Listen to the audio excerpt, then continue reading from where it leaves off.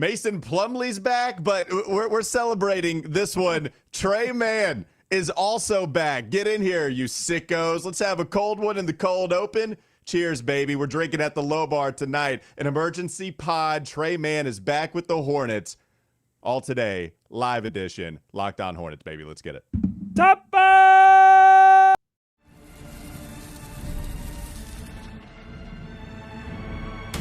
You are Locked On Hornets, your daily Charlotte Hornets podcast. Part of the Locked On Podcast Network, your team every day. In a minute, cuz we live.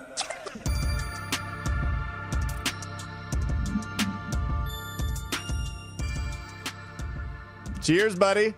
Cheers. We're drinking at the Low Bar. Oh, yeah. Trey Mann. Open one for Trey Mann. Salute.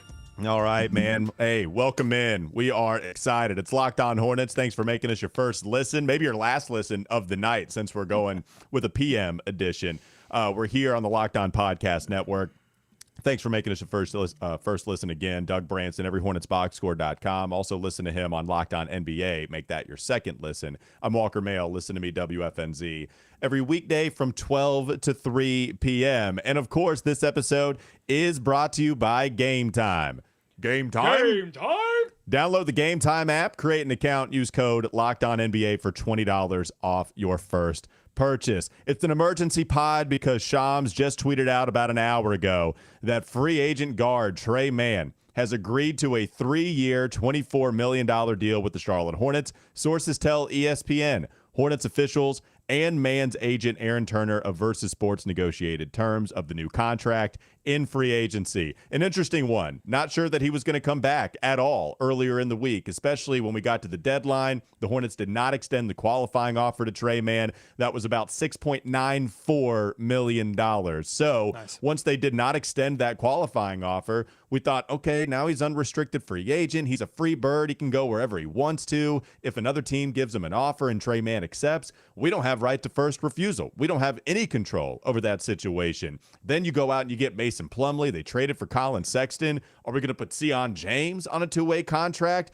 Liam McNeely, a first-round pick. We didn't expect to have him. Oh, boy, we don't have enough roster spots to bring back Trey I, the answer. All of the aesthetic, the fun plays that he gave us, not only in the last 30 games of 2 years ago, but the 13 games he played this past season. It looks like Trey's going to be gone, but he's not.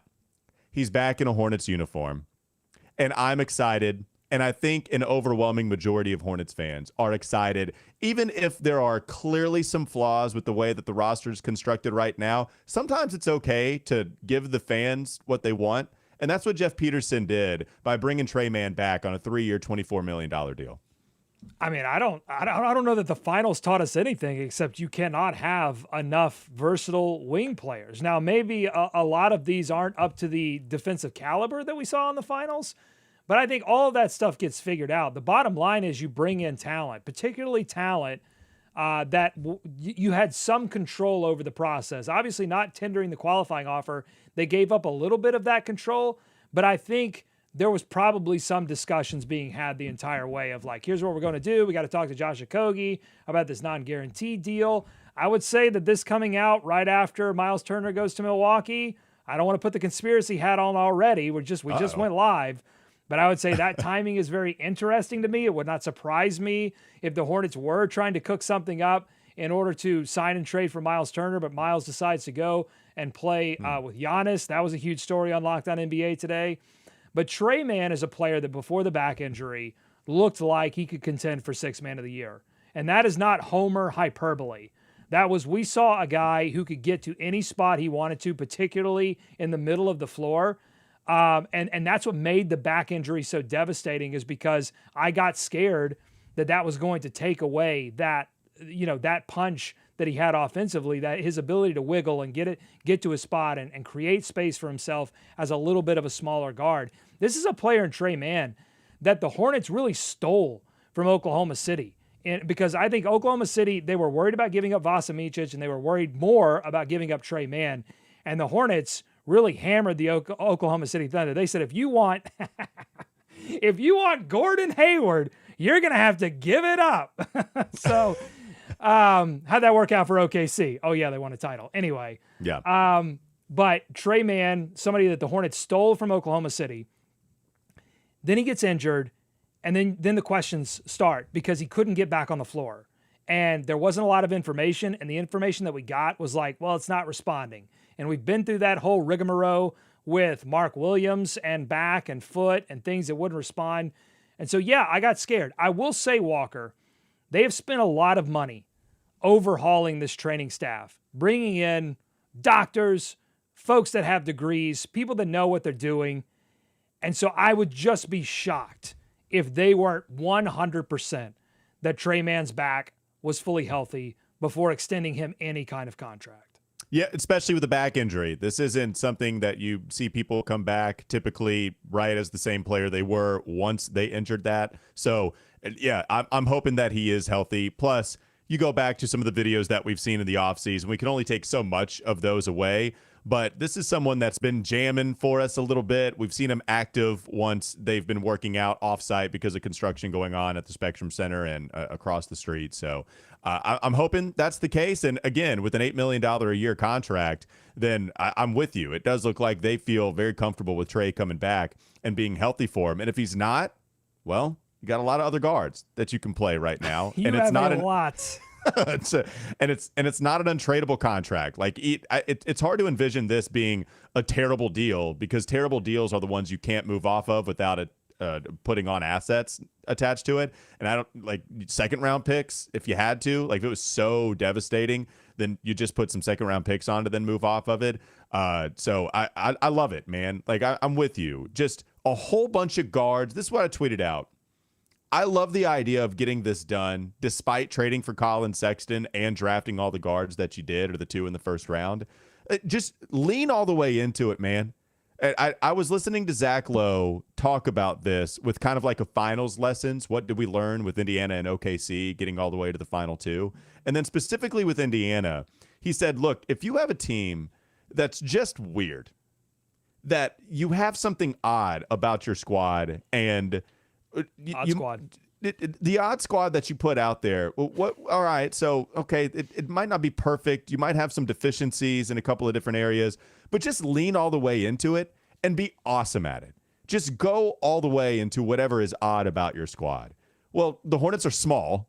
We don't have a whole lot of centers on this roster. The one that they did just add is 37 years old or 35 years old. Might as well be 37. And he's making the vet min on the $3.6 million for the 1 year. So why don't we just get LaMelo and Brandon and Collin Sexton and Trey Mann, and let's go get Con Knipple in the draft. Liam McNeely is out there as well. Sion James, talked with him on Weston Walker today. You know, Sion also has a few other things that he can do outside of just being your 3-and-D type of guy. Hell, we got Josh Green still on the roster. I can't imagine they bring a Kogi back, but let's just have the ball popping around. Let's fly around in the half court. Let's run up and down in transition. Let's have a bunch of threats to score from deep. Let's attack closeouts. Let's swing and then attack the late rotation. Let's just be hard as bleep to play against, man. Like, let's just lean all the way into it. We're going to give up some points. We're going to give up a lot, okay? But let's just be hard as hell to play against and have a whole bunch of guards with juice, baby. Give me the juice. I'm ready. That's why you hired Charles Lee. That's what the money's for Charles Lee. His job now is to get these young guys to play above average defense. And oh, by the way, the last couple of times the Hornets made the playoffs, it's because Steve Clifford got guys like Al Jefferson, who were not known for defense, to play above average defense for a couple of seasons. I believe that Charles Lee can do that. And I'll tell you what this lineup is. You want to know what this lineup is, Walker? I'm waiting for confirmation that you want to know.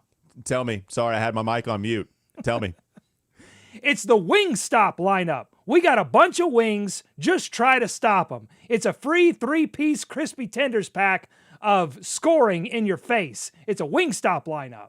Do you hear that? I think I hear Big X the Plug in the background with that Wingstop commercial. Big X, the biggest, the largest. You know, we're actually not the biggest or the largest, but we're the funnest. Heart. Biggest and the biggest heart. That's what they are. That's the second Gene Hackman reference I've heard to describe this team. The first one I have is the pop offense. That's what Coach Norman Dale preaches with Hoosiers. And having heart is what Coach, I believe, Jimmy McGinty preaches that they need more of when they go back to the locker room and they're losing because Martell is the starting quarterback. We need Keanu Reeves back. Anyways, shout out to Gene Hackman. I'm ready. It's going to be a super fun team. I'm glad that they got the Trey Mann deal done, man. Just a super fun squad. And let's talk more about it. Coming up next on the Locked On Hornets podcast. Bees everywhere! They made another move today, by the way. We haven't talked about it, but I want to get into some of the stats that Trey Mann gave us last year. The first 5 games from him last season were electric, 6th man of the year, as you mentioned, type stuff. And they also got another guard, like another wing today. I didn't even mention one of them. There's too many. Wingstop in full force. It's not a 3-piece. It's like a 13-piece. All right, let's get to it. More to come, LOH.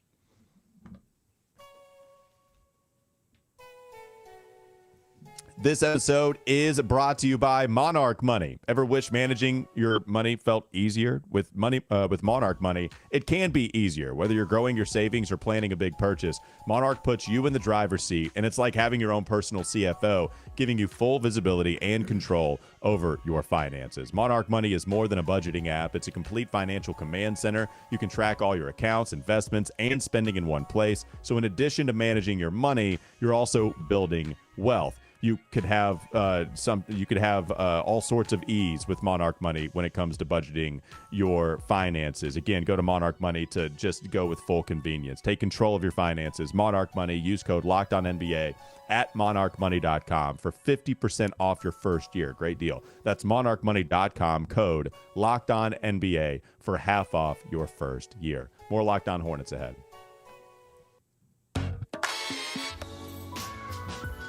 With this new apron structure, it feels like all these teams could use Monarch Money to manage their finances. Hornets are doing the same thing, and I'm glad that you got the big dub hat. Do we flip it to M for the big man hat, or is that going to ruin the hat forever and we can't fix it after that? I feel like people would misinterpret that as an M for Mason Plumlee, which, all due respect to Mason, hard worker out there. I'm not putting the big dub hat on for him. If I have a shirt and then you have an M for Mason, then we've gone too far and we're beyond sick. And traditionally, I've turned the W upside down in the way that you would turn a flag upside down, as a symbol that the castle has been taken over, that bad things have happened. So for those reasons, Trey Mann, no, you get a solid W for rejoining this squad. And I'll say this, good contract for him. It's not below the qualifying offer. It's above the qualifying offer. Good contract for the Hornets. I thought the $10 million, $13 million, it's the market didn't dictate. There was just a lot of players like him on the market, and it was a bad year to just be in free agency in general, but I think more so for a player of his type. So great contract, and I'll say this too. You need to be able to, if you feel like a guy is 100% healthy and you feel like he's talented, as an organization, you have to be able to bring that guy back. Mm-hmm. Because it's a signal that guy wants to come back. That Trey Mann wanted to be a part of what the Hornets are building here. Because if Trey Mann would have held out, maybe he gets a little less, but he could have gone and said, you know what, I want to play for a contender. I want to go try to chase playoffs. Instead, he said, no, I like this organization, I like the coach, and I want to make playoffs happen in Charlotte. And I love that. And it's also a signal, you think about it. I mean, he was a restricted free agent. They made him an unrestricted free agent, but they re-signed him, okay? So re-sign. They've done trades. They've signed a free agent in Mason Plumlee just off the straight free agent market that was here before but kind of wasn't. It's a weird deal. But they're using the thing that I've been asking so much for, use every available tool, and they may not be done. This, we're talking about Wingstop lineup. They may ship a few wings out before they may send them DoorDash down the street to somebody else before this is all said and done. It's getting crazy, but I love it because you know what they're doing? They're constructing a roster. For so long, this team allowed a roster to happen. They hoped and prayed that something would hit. No, Jeff Peterson says, I'm taking control. I've got agency. I'm going to put a winner on the floor. We'll see what the results are this upcoming season. But God bless, they're trying. And that's all I've been asking for. they're constructing a roster, they seem to be constructing an identity. It's just hard as bleep to play against. Just, again, all of the offense. League Pass season again. Remember when we were everybody's favorite League Pass team a few years ago when we just scored a whole bunch of points? Eventually you have to graduate from that, and I get it.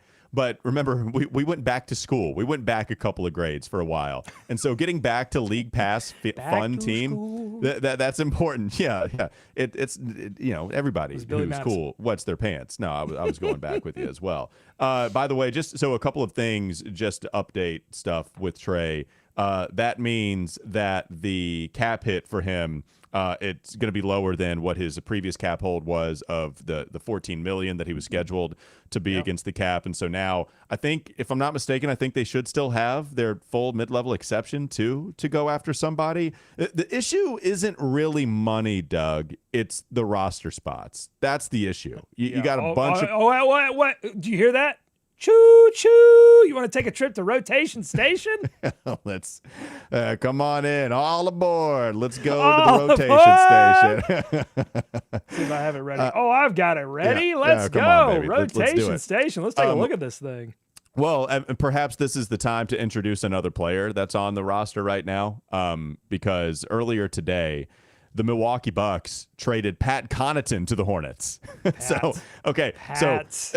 right. More breaking news, right? I mean, the fun stuff is Trey Mann, but a not so small move that the Hornets made. They traded Vasa Micic after they got Vasa Micic in return for the Mark Williams deal. They needed salaries to match, and so the Hornets brought back Vasa, but now they're sending Vasa Micic to Milwaukee, and they're trading him in exchange for Pat Connaughton and 2 of Milwaukee's own second-round picks in 2031 and 2032. So you're essentially getting second-round picks for free from Milwaukee that's so far out. They might be towards the high end of what you're going to get in the second round.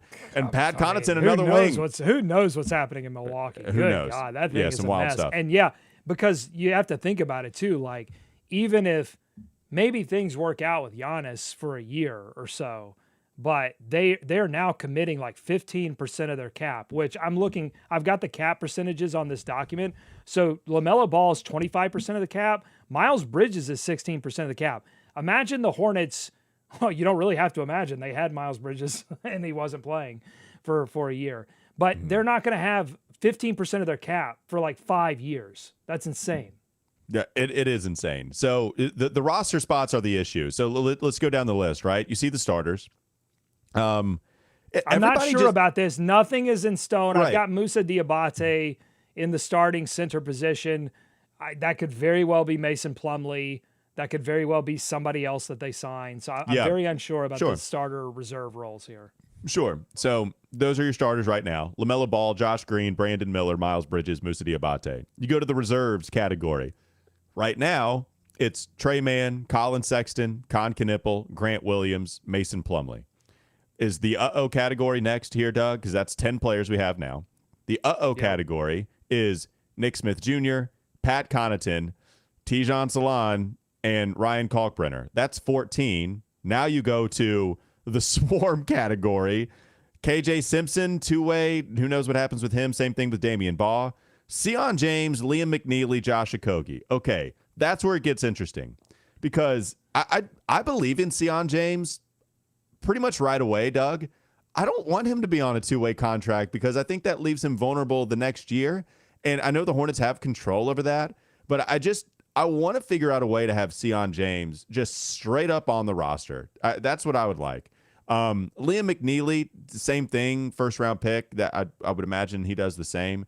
That's going to be too. I think that's first-round pick, late first. I mean, they typically get guaranteed money, but right. Maybe two-way. Maybe just more so swarm assignment for him, but he's still a first-round pick. Josh Okogie has to be gone. I just can't imagine you're bringing Okogie back. There's too many guards. I love it. I love Okogie. We all love Okogie, but there's just no way he comes back. And so it's the roster spots that the issue is. And the money, too. There's no way they're going to bring him back for $7.7 million. Sure. They just signed Trey Mann to just over that at $8 million. If they bring Okogie back, it's going to be waiving him and then bringing him back at a significantly lower number. And then, now I will say, like, when you look at Mann, Sexton, Knipple, Pat Connaughton, Nick Smith Jr., you look at those 5 guys and you say, you need some size. I mean, you need some forward position size that can defend, better wings. Like that Okogie could do that. But you're going to need to carve some room out. I mean, they just traded for Sexton. I can't see them moving him again. I don't even know if that's allowed. Trey Mann, they just signed him. Of course, he's going to be part of the rotation. Con Knipple, but people would riot if a 4th overall pick is not part of the rotation. And you're out of, you can go 11, 12 deep towards the beginning of the season. Yeah, but they just better hope that Con and Collin are going to be able to guard somebody. So, right. It's really hard to figure out, especially because you have money to still work with, and they don't have a center that you feel amazing about. And you probably just need one more small forward guard that can play defense. You probably just need some more size defensively out there on the perimeter, because you're right. I mean, I know you were talking a little bit about the size and lack thereof. Grant Williams doesn't have the lateral quickness to hang with the small forwards, but can hang all day down low, and that's what you're asking of him. So Zaire Williams, my guy, that would have been the type of player I think that you would have gone after, who's back with Brooklyn instead. I think on a Day'Ron Sharpe type deal. I think it's like $6 million for 2 years. So I don't know who's out there that's like 6'7" or above that you'd put out there for a defensive stopper more so. But that's the other kind of identity I'd be looking for, archetype player I'd be looking for. And, of course, center. If they go after another center, wouldn't be surprised about that. But those are the other 2 archetypes I'd be looking for. One more thing, and then we should take a quick pause and then go to all of these comments, because we have like 1,000 comments right now. And I just want to roll through them, but I need some time to process them. But here's my one more thing. What we just looked at there with that rotation station document, that's real depth. Mm-hmm. That's not fake depth. It's not postseason depth, okay? Don't get it twisted. It could be if Trey Mann pops, if Collin Sexton says, hey, I'm not in Utah anymore. I don't have to. I can raise the level of my game because there's actual postseason expectations now, which, by the way, I would love for Jeff Peterson and Charles Lee to at the end of September when they're meeting the media to just say, we want to make the postseason, okay? No more beating around the bush. We went out and invested money in a lot of players. Yeah. Let's go get that postseason now, okay? Let's put some expectations on this season. But what you saw is real depth. For the past couple of seasons, if you're just tuning in, the Hornets have had to scrape the bottom of the barrel and other people's G League teams to get talent. And it's a testament to the players that they acquired and guys like Damian Baugh and Moussa Diabate, and that they came in and played their bleeps off, and it's a testament to Jeff Peterson for finding those guys. But if we're real, a lot of those guys were not NBA level talent. I think Moussa was. I think a lot of them were not, and the Hornets were forced to play them because they were decimated by injuries. The Hornets can take 1 or 2 injuries now and still keep on trucking. And that's a beautiful thing, folks. That's competing. All right, let's go to one more segment of this Hive Live that we got going on. Coming up next on the Locked On Hornets podcast. My face is flushed because I'm so excited. Also, it might be the low bar too. Yeah, lightweight. Bees everywhere! All right, more Trey Mann thoughts, more Pat Connaughton thoughts, rotation station, comments. Got a lot of comments to get to. That's all still to come. Final segment, LOH.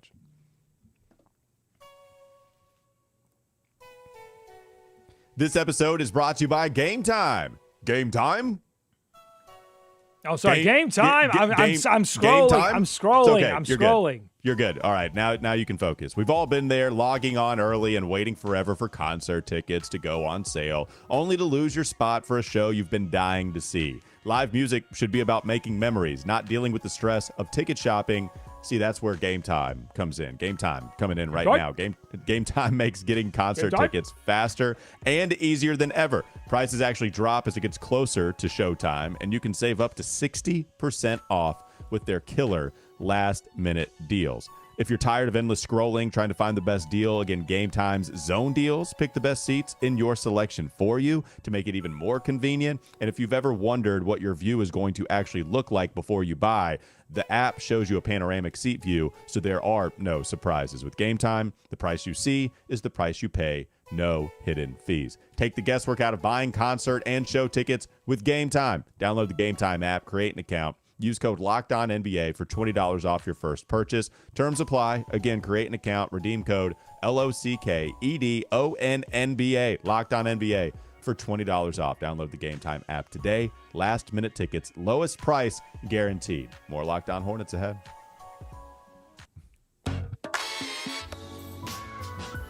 I teased the stats. I just want to remind people of what Trey Mann did in the 13 games last year. Not a lot, but even the year prior. So, Doug, if you go back to last season, do you remember how we opened up the year? Trey Mann playing about 30 minutes a game. That's what he was logging.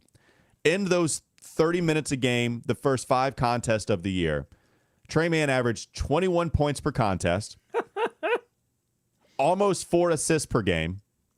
He shot 12 of 12 from the free throw line. He shot 90% in those 13 games that he played. He shot 47% from the field. He shot 44% from 3. That was the first 5 games that he played. So cooled off just a tiny bit. But you talk about real depth. You talk about a real 6-man type of guy. Cooling off for Trey means 10 points on 4 of 9 shooting. 10 points for 4 on 4 of 8 shooting. He had a 14-pointer, 6 of 13 shooting. That's still 46%. That's totally fine. He also would end the season with a 19-pointer against Brooklyn. That was all last year. Just to boost your argument even more so, just to show the work on what he really is when healthy. That's the microwave type scorer that voters care about at the end of the season when trying to figure out who should get the best non-starter award. Like those are the types of numbers that you see. And man, he got better. Like remember, it wasn't as consistent the 30 games that he played when he came over from OKC. And oh God, like the hype train started to take off really in the offseason and in preseason. He was awesome. Just big time buckets too. I mean, hell, Houston was the first game they played. Houston had one of the best defenses in all of the NBA, and that's who Trey is scoring 27 against. Yeah, I wanted him back. I did. And I know the more that they added to Pat Connaughton and Mason Plumlee, the roster spots, they were drying up. But I'm glad they got Trey. Jeff Peterson, he told us the truth. He said that he was a priority, and he meant it. Now he's here on 3 years, $8 million per. 3 years, $8 million per. You just mentioned those microwave stats, and what's interesting to me when I look at the rotation station and what I think has a lot of people in the chat still going, are we done? What's going on here? Is that they added Collin Sexton, who also loves to take a lot of shots. And then you have a 4th overall pick in Con Knipple, who, you know, I think if you look at this and you say, hey, Con Knipple is going to have plenty of room just to stand in the corner and knock down a bunch of shots, which he's really good at. It's going to make your offense way more efficient than it was last season. And he's not going to have to feel the pressure to develop so quickly. He's going to have time. He doesn't have to have as much responsibility. That can be good for a young player. And then, of course, if you have injuries and different things, he can step up and make that happen. But it does make you think, like, you've got a Tre Mann and a Collin Sexton. Is that kind of two of the same thing? But Collin Sexton can get all the way to the rim. That's a big difference, downhill scoring. So that's what I like. If you were to have, I don't know, what is it? What's the is it a bubble graph when you have multiple Venn diagrams of like different skill sets where you have like a circle here, a circle there, there's some overlap. I don't know what the graph is, but I'm trying to go back to my 3rd grade math teacher or whatever it was, and like, all right, think bubble graph. All right, so on the bubble graph, you have a whole bunch of skill sets from all of these guards, and there's some overlap with some. But there's like, for instance, LaMelo, clearly the best playmaker of all of these guys. It's not even close. Trey Mann can do some playmaking. Con Knipple is a good passer. There's probably more overlap between Con and LaMelo. But Brandon can. I don't think he's shown it enough. But, okay, so playmaking, we got that figured out. Who can handle the basketball really well? Trey can. Yes. LaMelo can. Yes. Brandon Miller, maybe not so much. Con Knipple, it's efficient more than he'll break your ankles, but okay, right. I think I trust him to handle it, but that's remained to be seen. He can keep his dribble. He can keep his dribble in the lane for just like a half second longer than most people can. Yeah, there you go. Shooting. All right. So shooting. Collin Sexton, not a high volume shooter, but an efficient one on the low volume. Trey Mann started to figure out really the last 3 years. Honestly, is it just one big circle? That's the Venn diagram for all of them. I mean, they're all threats, Doug, from the outside. It's not like, okay, I'm just going to let him shoot however many shots he wants to as an open 3-point catch and shoot guy. So all of them can shoot. They're all like, even with, you have a primary skill, a secondary, and a tertiary, they're all three somewhat triple threats. And some passing, I think, is probably the weakness with a few of these guys. But they're all triple threats in terms of shooting, passing, and dribbling. It's just, again, it's going to be difficult. You just have so many guys that can do a bunch of stuff, and that makes me happy. All right, we've got a lot of people that have been supporting us for a long time in this live show right now. Our guy, Evan Hale, says, we're live for this. Let's go. What's going on, Evan? We've got Evan. Chris in the house. He says, please put my child to bed for me, Doug. My baby isn't even at my house right now, and I called up the grandparents and I said, wake that kid up. Trey Mann has re-signed, and she must know. I'm sure she handled that well. She was excited about that. She cried. Yeah, but it was. I'm pretty sure there were tears of joy. Trey Mann's back. All right. Amber's in the house. So happy for y'all getting the views for these live shows. We're so happy that you are viewing it. So many people are responding. We knew this. We knew that there's, speaking of bubble charts, there was this bubbling joy and this bubbling want to consume this content. We knew it existed underneath the surface of all of the losing and all of the lethargic management of this franchise. We knew that there was a fan base under here, and it's just starting to rise. And I can't wait to see what happens this season. Speaking of bubbly, like, you can drink some bubbly at the low bar. You could drink some Manhattans. You can drink a fuzzy knipple. Please do drink a fuzzy knipple. Yes, all of it. The Manhattans with 2 N's, the fuzzy knipple. Collin Sexton on the beach. Yeah, Collin Sexton on the beach is fantastic. It's just so easy. I love it. Yeah. I was gonna go with the Martintini, but he's not on the team. We need to go get a Well, you say that, and I've got a comment here from Regulator. And if you remember, the last time we did a live show, Regulator called the Mason Plumlee unrestricted free agent pickup. Regulator getting back in here with this voodoo saying Cody Martin is an unrestricted free agent. Don't put that on us, Regulator. Don't you dare put that on us. I'm scared of the Regulator. I'm scared of the Regulator. I'm scared. All right. What else you got? Any more comments you want to read? Oh, yeah, I got plenty. Nick Falk says, we need to use all the assets we have to make a splash. People still want Jeff Peterson to get out there and make the big move. And it's something I wanted to talk about today. So we're taping this on Tuesday night for those that are listening on Wednesday. So on this morning show, one of the things that I wanted to talk about before the Mason Plumlee news broke is that we've seen a lot of moves, but a lot of these moves have been 1-for-1 swaps on contracts that expire next season, which is great. If you're talking about team building and you're talking about flexibility and freeing up money to make splashes next offseason, then that's great. What we haven't seen, and Trey Mann's contract comes the closest to it, but still at $8 million a year, it's not really a risk. We haven't seen the big risk.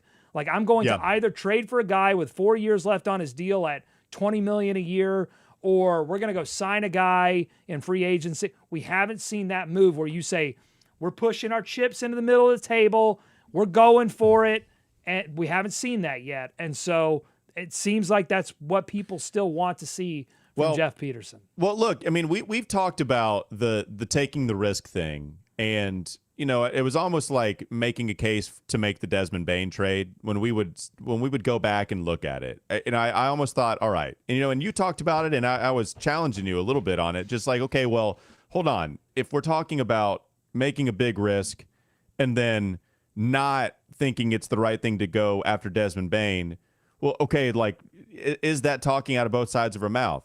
To your credit, I think this is what you're talking about, what you were talking about looks like. This is what it looks like. It's making the easy trade. It's finding the easy deal to make and going after Collin Sexton. Like, you're better. Collin Sexton's a better player than Nurkic. I don't really care what situation you're in, to be honest with you, unless you're desperate for big man help. But hell, even the Hornets are pretty desperate for big man help right now. You still make this deal. All right, so there's something you go after. You make a smart move for Trey Mann, and then you work behind the scenes to make sure you get this deal done, and you lengthen the contract with Trey by not extending the qualifying offer and then just having him play on the 1-year qualifying offer. It's, getting a couple second-round picks from Pat Connaughton and Pat Connaughton. This is the kind of thing I think you're talking about, Doug, when you were discussing, okay, let's get better, but, all right, we can't get too crazy. It just to continue to give you some evidence to work with a little bit more so on, like, threading the needle of, we can't take the big swing, but they found moves on the margins and even bigger than the margins to just be a better basketball team this season. Part of me does understand you want to see LaMelo, Brandon for 50-plus games together before you make a big swing. That's a lot that you already have invested that you want to make sure works before you bring in another huge contract. I do understand that, but I also understand people being impatient, because I'm certainly impatient. And nothing really sums up what we've been dealing with for the past couple of seasons than this comment from QPickZ, who asks very simply and very sweetly, "What is Doug's hat? LOL." And people in the chat told QPickZ that they were very nice. Yeah. Thank you, chat, for being nice. That this is the big dub hat. And QPickZ, I understand why you don't know what the big dub hat is, because I haven't worn it a lot over the past couple of seasons, because they have not had a lot of big dubs on the record or in the off season. And now I've worn it twice. I mean, it honestly, I was a little worried it didn't fit. I had to, when you blow the dust off of a cover of a book that you haven't pulled off the shelf in a while, that's what I had to do. I don't know what kind of diseases I've caught from blowing the dust off of the big dub hat, but I have them now, and I'm actually sick now. I both have the sickness, and I'm actually sick. You have small ball pox. That's what you have. God, that's what happens when you blow the dust off of small ball pox. Doug Branson, you're suffering from it. This is very important. I have now multiple people in the chat asking, does Locked On Hornets have a group chat, some kind of community chat? We don't have one set up for Locked On Hornets, but shameless self-plug, if you subscribe even for free at Every Hornets Boxscore, although if you want to send my baby a few dollars, that would be great. But if you join everyhornetsboxscore.com, we have a chat, and most of the chats are for all subscribers. So that is we chat over every game. We did a free agency chat. We do trade chats on there. So everyhornetsboxscore.com, head over to there, and you can be part of that community chat. And it's a great community. There's no better place to celebrate the wins and really laugh to keep from crying at the losses than the everyhornetsboxscore.com chat. You read some comments. I'm going to read some tweets because I think people are watching the live cast and they are tweeting at me. So Jesse J, shout out to Jesse, saying, getting the playoff deposit ready right now. We have a couple of other people. Panthers Mafia, Pre Malone, my guy, you're one of the best out there. He actually gave me a GIF, whatever you want to call it, of Jimmy McGinty in the replacement. Because that's what it's called. An age-old debate between us. SEC, how about this? SEC outsider. All right, he's infiltrating ACC country, but we'll allow it because you're a Hornets fan, you're a sicko. He said, I'll be tuning in with all the other sickos from the Tiki Bar beachside in Maui, baby. He sent me a picture. I don't know what it is. It looks like, I don't know if it's a fun drink. I don't know if that's a daiquiri of sorts, but my man, we appreciate you bringing all that fun stuff here to the low bar. So those are a couple tweets for us. Little Mai Tai Jones. Thought about daiquiri. Can we go is stack jackery? That's the best. You like it? I like that Okay. one. All That's right. a good one. Stack jackery. Put your favorite low bar drinks in the chat. Someone, let's see, regular normal guy asks, where did the game time thing come from when we yell out game time? They love it. We want to yell it in sync, but the way we do this podcast, we're always slightly off. And to me, it always sounds in sync.